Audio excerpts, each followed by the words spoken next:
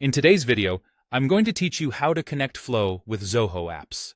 We'll start by signing in to your Zoho Flow account and creating a new automation. From the left panel, open My Flows and click Create Flow. Give your flow a clear name and a short description so you and your team can recognize what it does at a glance, then click Create to open the Flow Builder. Inside the builder, you'll notice sections for App, Schedule, and webhook triggers. For this tutorial, we'll use an app trigger. Click Configure under the app trigger to choose what should kick off the automation. Use the search to find the Zoho app you want to work with, like Zoho CRM, Zoho Desk, Zoho One, or Zoho Sign. Then, pick the specific trigger that matches your use case, such as new lead created, new ticket, or user activated. Choosing the right trigger ensures your flow runs exactly when it should. Next, you'll be asked to select a connection, which is how Zoho Flow securely talks to that app. If you don't have one yet, click New. Enter a connection name that makes sense for your workspace.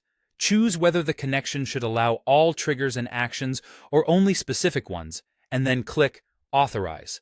A pop-up will request permission for Zoho Flow to access your app's data. Review it and click Accept. Once it's authorized, click Done.